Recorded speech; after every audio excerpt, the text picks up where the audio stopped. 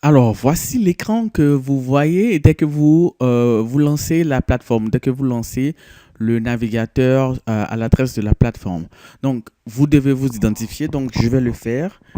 Chaque utilisateur aura un identifiant, que ce soit le proviseur, le directeur ou les professeurs. Donc, je rentre mon identifiant et je rentre aussi mon mot de passe. Alors, voilà. Et une fois que je suis connecté, donc on atterrit sur ce qu'on appelle le tableau de bord. Donc le tableau de bord, en fait, c'est un ensemble de statistiques qui donne une vue d'ensemble de l'établissement. Ces statistiques sont paramétrables, donc vous pouvez changer ce que vous voulez voir dans les statistiques. Ici, c'est un exemple assez banal où on montre le nombre d'utilisateurs, le nombre de matières et le nombre de professeurs, le nombre de classes, le nombre d'élèves. Mais vous pouvez aussi avoir des données de comptabilité, le nombre d'élèves qui ayant payé, n'ayant pas payé. En fait, vous pouvez avoir ce que vous voulez. C'est la première, le premier écran, ça vous donne une vue générale en fait. Donc, à gauche, nous avons une liste de menus qui correspondent en fait aux fonctionnalités que IT Quest School offre. Le deuxième onglet ici, c'est les paramètres.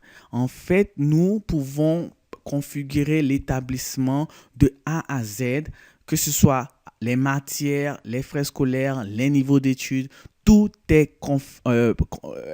être configuré. Alors, donc, on définit les années scolaires, qu'on veut des trimestres ou des semestres, quelles sont les dates de ces trimestres, à quel moment le semestre commence. Ça peut être défini ici. Ensuite, nous avons les frais scolaires parce que différents établissements ont différents types de frais scolaires. Il y en a qui appellent ça juste frais scolaires, frais d'inscription, frais d'examen. Il y a de tout. Et là, vous pouvez définir ce que vous voulez. Ensuite, il y a la gestion des niveaux qui définit en fait les niveaux pédagogiques que l'établissement propose. Donc, on peut avoir des niveaux de la sixième à la terminale ou de la sixième à la troisième ou de la seconde à la terminale et c'est là que ça se définit aussi. Finalement, nous avons une gestion des matières. Donc, toutes les matières que l'établissement propose sont définies ici pour que ensuite, quand on crée des classes, en fait, on choisit les matières dans cette liste qu'on aura créée ici. Donc voilà en fait pour les paramètres, toutes les données de l'école en fait peuvent être rentrées en paramètres ici et ça sera plus tard utilisé. Le menu suivant, c'est le menu de gestion des professeurs. Alors là, on peut voir en fait un aperçu, on peut avoir un aperçu de qui enseigne dans quelle classe, en fait, dans l'établissement. Donc, on a une liste de professeurs avec leur nom de famille, leur prénom, leur identifiant, et on voit quelles sont les classes qu'ils enseignent. Donc, ça nous permet en fait rapidement de savoir qui enseigne dans quelle classe et qui n'a pas de classe actuellement. Donc, pour la répartition des professeurs, c'est très utile. Aussi, on peut avoir pour chaque professeur, on peut avoir une liste détaillée des informations du professeur, que ce soit son numéro de téléphone, sa date de naissance et toutes les autres informations.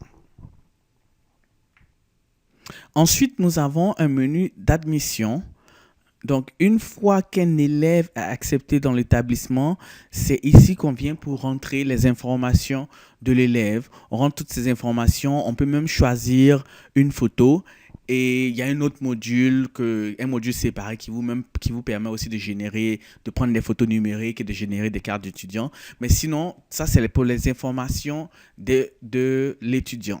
Donc, une fois qu'il est accepté à l'établissement, on rentre ces données ici. Ce n'est pas une inscription pour l'instant, c'est juste que l'élève est dans le système et après, maintenant, il faudra l'inscrire ou continuer la gestion de l'élève.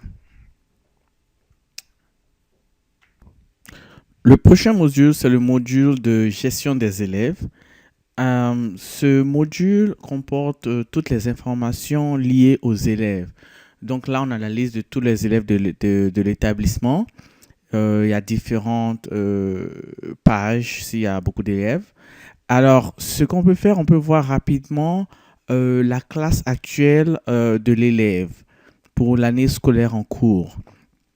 Ensuite, on a d'autres fonctionnalités comme par exemple la recherche. Donc, si on recherche un élève, on peut filtrer la liste pour montrer seulement l'élève. On peut aussi voir la fiche élève qui nous montre un peu toutes les informations de l'élève. Et à partir de ce menu aussi, on peut avoir accès au solde courant de l'élève et aux résultats scolaires. Je reparlerai du solde et des résultats scolaires tout à l'heure. Ensuite, nous avons le suivi des classes. Dans le suivi des classes, on crée en fait les classes, on y ajoute des matières et ensuite on peut inscrire des élèves. Donc là, on analyse dans ce test, on a 4 classes et on peut voir l'effectif de chaque classe, le professeur principal et le niveau d'études, bien sûr, qui correspond à la classe. Et pour chacune des classes, on peut voir la liste, par exemple, avoir accès à la liste des cours. Donc là, il y a 2 cours. Et ces cours-là aussi, on peut, si on le veut, si on le souhaite, voir les notes des élèves qui sont inscrits à ce cours-là. Donc, on a les notes. Donc, pour revenir sur le suivi des classes, on peut aussi voir tous les élèves inscrits dans la classe. Et encore, pour ces élèves-là, pour chaque élève, on peut voir les notes si on le désire. Donc ça, c'est le suivi des classes. Et chaque professeur de classe aura accès à sa classe, à ses données propres. Donc, il ne verra pas les données des autres professeurs, en fait. Donc, il peut rentrer ses notes individuellement sans avoir à voir toutes les autres classes. Ou si c'est l'administration qui rentre les notes, donc on donnera accès à toutes les classes et donc la secrétaire peut rentrer toutes les notes. On peut aussi faire des inscriptions, mais ça c'est juste pour ajouter des élèves à une classe donnée. Le prochain module important, c'est la gestion des notes. Donc, dans la gestion des notes, les professeurs ou l'administration, le directeur ont accès aux notes de tous les élèves par classe et par matière. Donc là, je choisis le français par exemple. Et on peut voir en fait qu'il y a eu deux devoirs. Le nom des devoirs est là et il y a les notes pour chaque élève. La moyenne est calculée automatiquement après chaque entrée de notes et aussi le classement est fait automatiquement. Si on désire, on peut modifier les notes, changer la moyenne, ajuster la moyenne ou ajouter un nouveau devoir. Donc vraiment, ça, c'est un module important qui peut être utilisé au jour le jour ou en fin de semestre juste pour rentrer les notes des étudiants. Donc, le prochain module, c'est le module de traitement des bulletins. Donc, on peut juste afficher les résultats si on le désire sans pour autant faire l'impression des bulletins. Donc là, je vais afficher les résultats pour la terminale A1 et pour le deuxième trimestre. Donc, ça nous donne les résultats de chaque élève dans ces classes. Vous vous rappelez, on avait 5 élèves, donc la moyenne de français, la moyenne de philo, la moyenne trimestrielle et le classement. Mais on peut aussi voir, par exemple, la moyenne générale en fin d'année, si la moyenne est disponible. Donc là, dans cet exemple-là, on a la moyenne de français pour les 3 trimestres, la moyenne de philo pour les 3 trimestres, moyenne annuelle, moyenne trimestrielle, moyenne annuelle et le classement général. Donc, c'est un module complet de gestion de bulletins. Et quand on est prêt à imprimer le bulletin, on vient sur traitement des bulletins et on choisit l'année scolaire en cours. Donc là, je vais aller vite pour imprimer les bulletins de la terminale A1, par exemple, du second trimestre et on peut imprimer le bulletin. Donc ça, les paramètres peuvent changer. On va adapter le bulletin à chaque établissement. Donc là, c'est juste un exemple. Il y a 2 matières et tout. Mais on a le nom de l'élève, les informations sur la classe, le trimestre et toutes les notes avec l'appréciation des professeurs. Finalement, nous avons le module de comptabilité qui nous donne l'état actuel du solde de tous les élèves de l'établissement.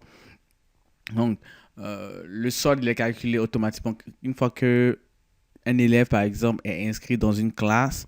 Le système connaît les frais d'inscription pour cette classe qui ont été définis auparavant. Et donc, l'élève aura une nouvelle facture qui sera générée avec les nouveaux frais. Donc, pour chaque élève aussi, on peut faire comme d'habitude, on peut faire une recherche, on peut filtrer. Et on peut aussi voir le détail des paiements que l'élève a fait avec la date et tout.